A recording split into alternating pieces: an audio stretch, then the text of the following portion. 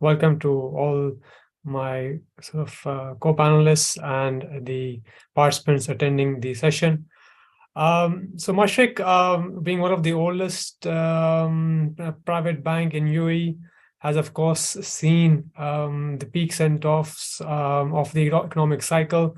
And clearly we believe that the region in particular will continue to see the favorable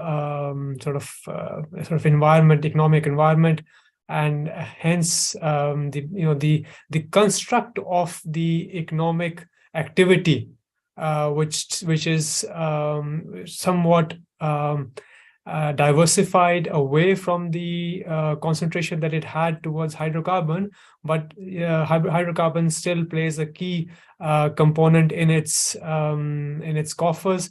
And given that the hydrocarbon, or particularly the oil, has remained at a very healthy level, we believe that the fiscal situation of the GCC markets is expected to remain strong for the 2023. Robin, I just want to touch and bring you in on that for your opening comments. $100 oil, but it's not all about the oil price, right? Is there more to the story heading into 2023?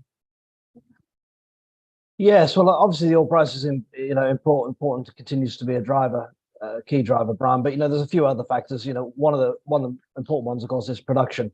And oil production has been rising. Was rising in 2022 as the OPEC cuts were gradually eased off. We have to see what's ahead for 2023. I think we'd expect again that production does start increasing again. There'll be a need to fill a gap left by Russian oil. That depends on OPEC plus policy and of course on the demand outlook as well. So probably overall a lower year of growth than 2022, but still quite respectable. But then you do have obviously the non-oil drivers of growth and a much more diversified outlook than there has been in the past. But that really depends very much which GCC country you look at. The outlook in Kuwait is, for example, is very strong, but it's driven almost entirely by the oil sector. If you look at the UAE, obviously much more diverse. If you look at Qatar, you have, of course, the World Cup is now over, but so that kind of burst of growth is done. But they have the expansion of the LNG projects, which is well underway and will be starting up in 2026 onwards. And then I think you have Oman, which is an interesting case, where still remains very oil dependent, but there are several major diversification projects on the way down at the port of Duqm. You have the refinery, petrochemical projects, you have hydrogen projects, which can be a significant driver of growth over the next few years. And you've also got in Oman a significant reduction in debt to GDP, which was really becoming quite a problem for the Sultanate. That has now improved with more oil revenues, but also with the fiscal restructuring. Edward, I just had to bring you in as well. Of course, the forecast outside the GCC globally tend to be pointing downward, but within the GCC, we're looking at massive growth for 2023. What are your opening comments on the critical question? Yeah, I think in terms of the fiscal health outlook for the UAE, in one word, or the GCC, it's pretty good. Sorry, that's two words, but all in all, it's going to be pretty well shaped. I mean, even if we have oil prices more or less staying flat year on year as to where they were in 2022, that's a pretty good level for basically any GCC government. But I think beyond that, I think one of the steps we'll see being further taken this year, and it's really going to be contingent on variables that are outside the GCC's control, is further steps to diversify revenue sources. And one of the big ones is going to be how much GCC governments are going to go back, and GCC credit, corporate credit, is going to go back to international bond markets and raise revenue that way. We had a kickoff this week. Yesterday, Saudi Arabia raised its first bond issuance, a 3-tranche issue, very well oversubscribed. Shows that there's still a considerable amount of appetite for regional debt offerings, and also, the kind of pricing environment that we're in right now. If there is a chance that the Federal Reserve doesn't need to continually hike as aggressively as they did in 2022, then that opens a window for not necessarily affordable, but perhaps not as expensive borrowing costs for the region to tap into. But I just want to go back to you. Of course, all the outlook's been optimistic for the region. How do you see the surpluses enjoyed, in 2022 trickle down into financing energy expansion plans, not just oil and gas, but looking at the green side of the sector? Yes, so just going back to what Robin mentioned, clearly the direction of travel for the GCC countries is diversification of the economy, within which, having participated at COP27 with COP28 around the corner, probably the direction that you will see is the fiscal positive balances that are available are going to be invested in the diversification of the economy, which will bode well for manufacturing, but in particular the renewables. The commitments that came through COP27, the commitments that the GCC countries are looking to put down in hydrogen. Those are going to drive the both the investment sort of cycle. It is going to result in the policy making to facilitate financial institutions to participate more actively.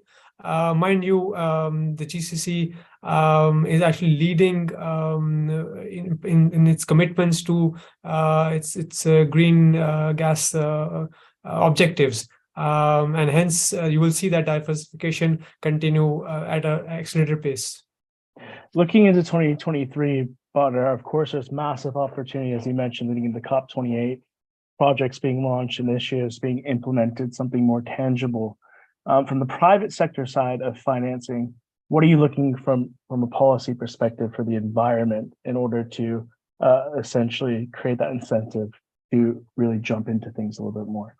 Yes. So clearly, one of the things that still needs to be put in place is the policy framework, the standards, the reporting standards.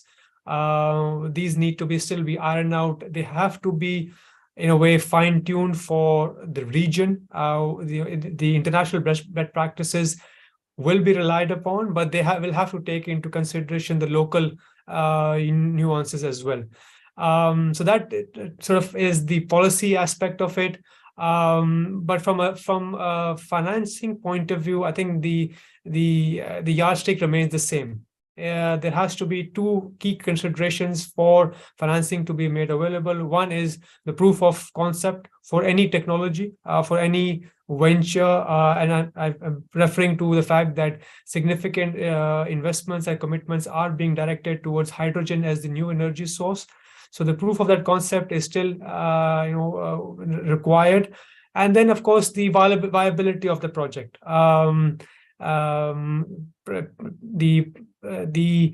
The fact that projects in this space will need to demonstrate their ability to meet the obligations, the financial obligations, that is going to be critical, and that remains key considerations for financial institutions like Mashreq, which has actually committed to provide or deploy financing to the tune of $30 billion by 2030 in the sustainable space.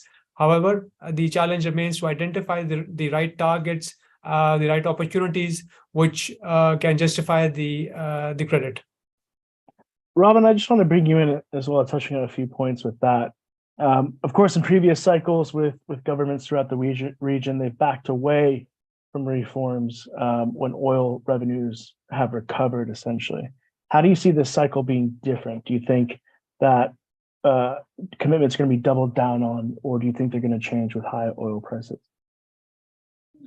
Well, two answers to that, really, Brian. Look, I think the first is that the nature of change or reform is different when the oil price cycle changes. Right, when prices are low, you get fundamental reforms in the economy, you get fiscal reforms, and so on. When prices are high, you get diversification, you get spending on other things. Whether it's industrial projects, tourism, logistics, or whatever. And we're still obviously seeing quite a strong level of spending on that with the current revenues. But I think then the the nature of diversification, as we've already alluded to, is quite different depending which Gulf country you look at as well. And obviously you've got the UAE, well out in front as a country very active on diversification now for many years, and it's managed to avoid that kind of cyclicity, or avoid it rather better than most of its peers. And then you've got, I suppose, Saudi and Oman are picking up as well, Qatar, and they've got Kuwait kind of bringing up the rear, which is still really not making much progress on the diversification efforts. So I think really want to kind of split the countries and look at which is which, and then talk about the data of the reforms and diversification. But I think, and I was very interested by Baha's analysis there on the kind of things that Mashreq is interested in financing, because I think this is an important and ongoing driver, which is now going to be driving reforms and driving changes in the economy, almost kind of regardless of oil price, and this drive for sustainability and for meeting emissions targets and responding to a changing energy world globally. And I think all the major Gulf oil producers see the writing on the wall for hydrocarbons. They're not going to go away; they're going to remain important.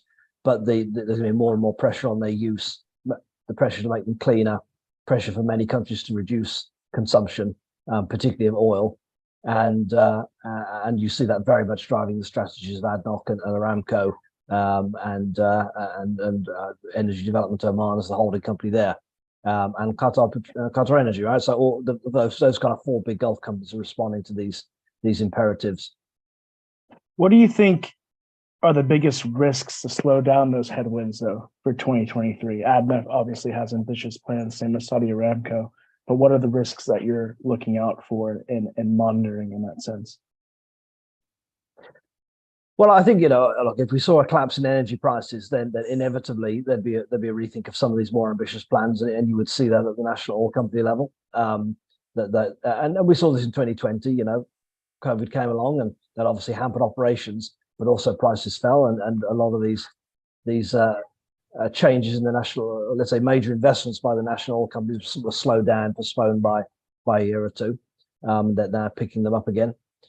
So that's really the major risk, I say. I think the climate policy direction is pretty clear and will continue. And the pressure will be a little bit more at sometimes, a little bit less at sometimes, but it's not going to go away. And all the long-term policies have to be calibrated to that. And when you have a 2030 decarbonisation target, as the UAE does, and then a 2050 net zero target, or 2050 or 2060, depending which country you look at, that puts you on a timetable. 2050 is a long way away, but 2030 is pretty soon. And if you're going to come anywhere near hitting those targets, you have to be doing things today. Exactly. Edward, I just want to bring you in as well. Looking back at 2022, what areas have economic reforms met with considerable success in the GCC, and where do you see reform efforts have somewhat fallen short at the moment? Yeah, I think if we look at the UAE's case in particular, I think there has been a strong understanding in the last couple of years of a need to set up an economy that is sustainable, not just from a green and environmental point of view, but one that will continually perpetuate growth. So improving changing the kind of conditions around visa requirements, allowing for sort of more of an entrenched middle class kind of economy to be established here, and taking steps to target industries that go along with that, things like manufacturing and other sort of tech sectors, not just looking at the sort of luxury element of people who might be flying in and flying out of the country. Those kind of reforms, those kind of changes that we've seen, and probably will see further maybe tweaks, not necessarily wholesale changes, but further tweaking along the way to make that a little bit easier for people to come in and settle in the longer run. I think that's been pretty successful, and is probably going to be a measure or contributor to that sort of medium-term growth outlook for the UAE in particular. I think broadly across the region, the commitment to fiscal reform looks pretty well entrenched right now. I mean, you would have thought that given where we saw oil prices at the end, or moving at certain times last year and even coming into this year, yes, they have fallen off $140 a barrel, that big spike that we saw, but they're still holding up very well. there might have been this anticipation that, okay, we would see a rollback in the level of VAT in Saudi Arabia, for instance, down from 15% back to a 5% level. That hasn't happened, and may not indeed happen as the country sort of beds in with that. You could have anticipated that we would have seen more sort of slow walking on the pace of introducing things like corporate tax, which is going to be introduced in the middle of this year. And there really hasn't been any indication that we can see that there's not a serious effort to implement those kind of policies.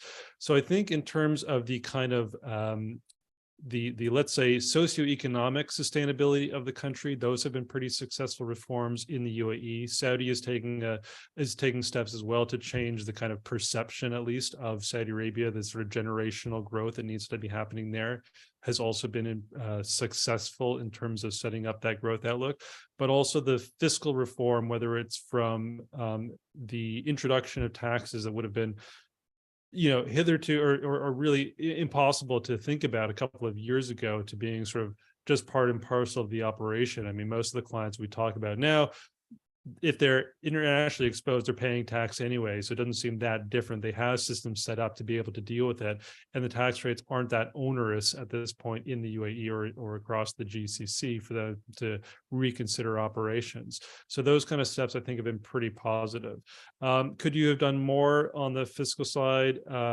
Certainly, yes, but then it raises the taboo of, do you go ahead and introduce an income tax or a personal income tax, which so far seems to be very much out of the question for any of the governments in the region. Is just sort of a step too far to breaking the sort of socioeconomic contract. I don't think that we're necessarily going to see that introduced at any time, anytime soon.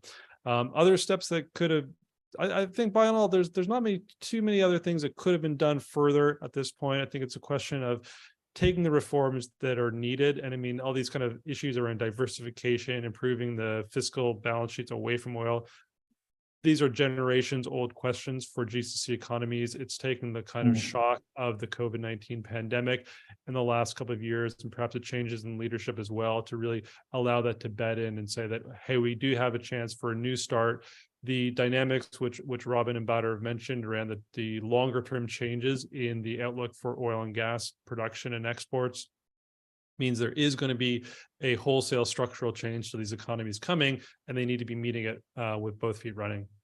What role, if we look at like Singapore, they use it as a selling point. Of course, we're looking at the oil and gas sector, and of course, the energy transition side of things.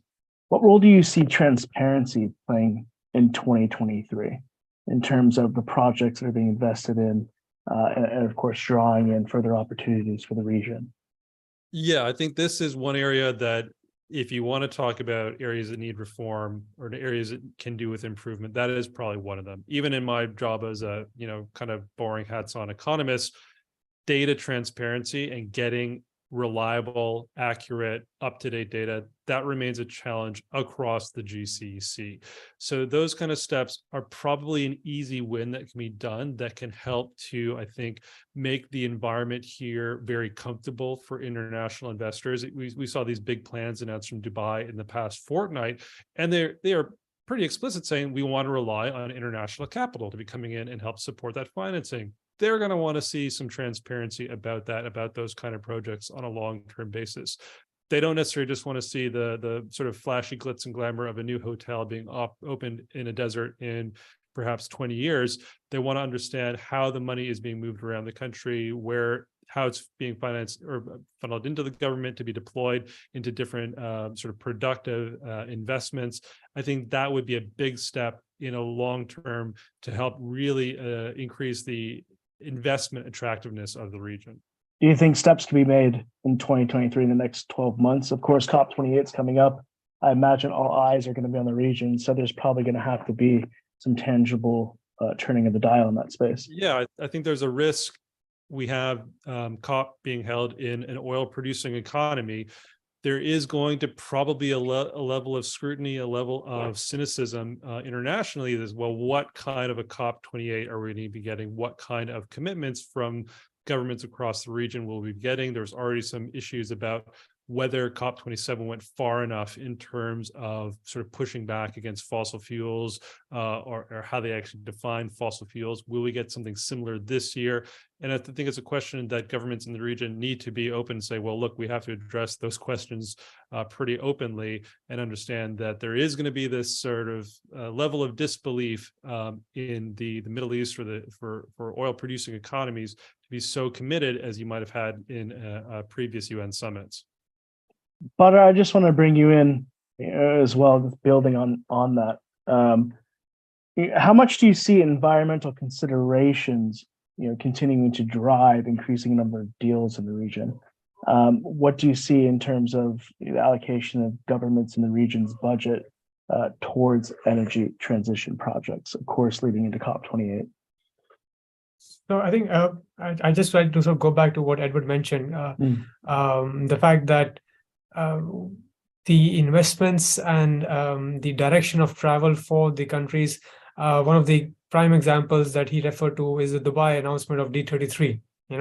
The commitments were in areas where, in particular, Dubai, but the wider GCC has been very successful. The focus around trade, the focus around diversification into manufacturing, right? So that all of those effectively will provide the sort of stimulus for the commitments to come across for FDI, right? So that sort of addresses the fact that where do we see the diversification happening and what is the state policy around that? Now, in line with what has been the UAE's commitment to clean energy, the 2050 vision, that is, I think, very successfully be adopted. Now, there are two angles to it. One is the inbound or the internal aspect of it, where we feel that that the regional economy, in particular UAE, is well on its way to be able to deliver on that commitment.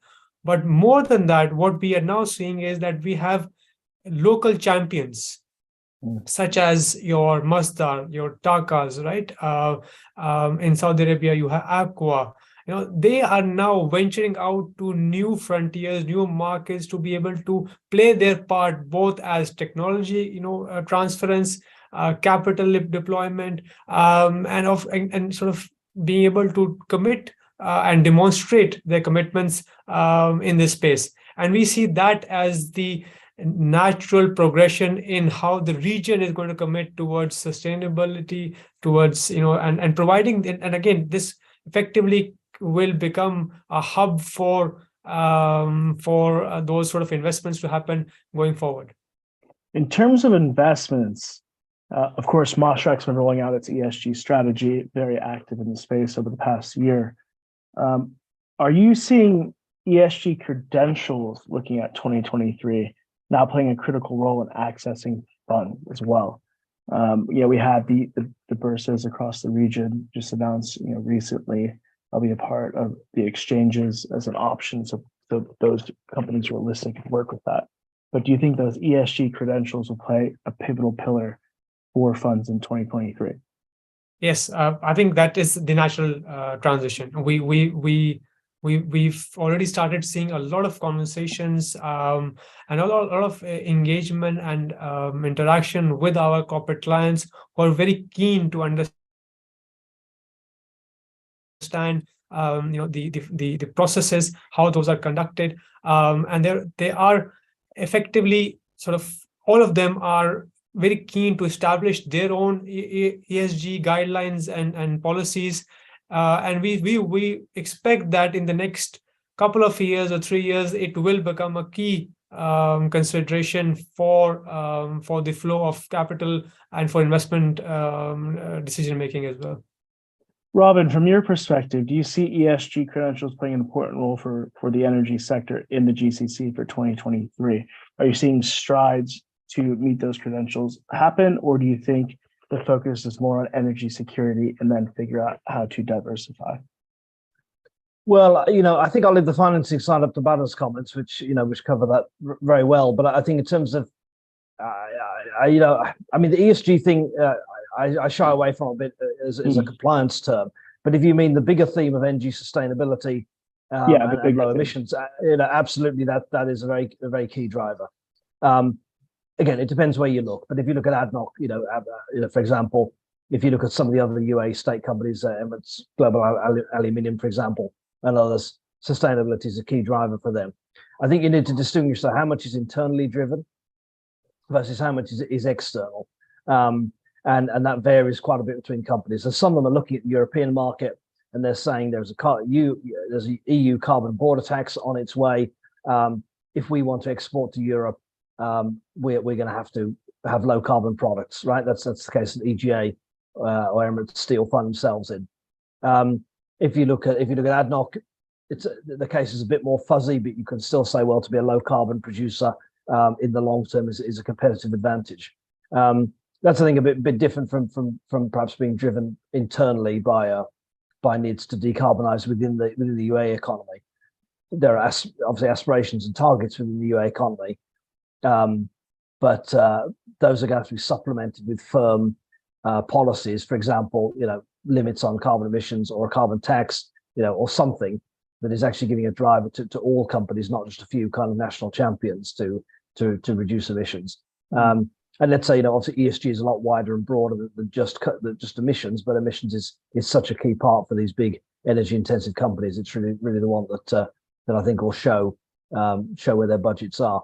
And I mean, just to give a point on that, ADNOC just announced a $15 billion spending on low carbon on its low carbon vertical up to 2030. So, $2 billion a year or so.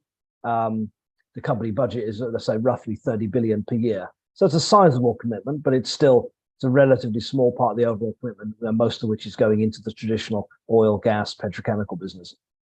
How do you see at ADNOC, it's a good example. We had Ibrahim Al-Zubi earlier on our feature interview. Of course, energy security, energy transition, balancing that narrative for 2023 is going to continue to be prominent amongst all conversations.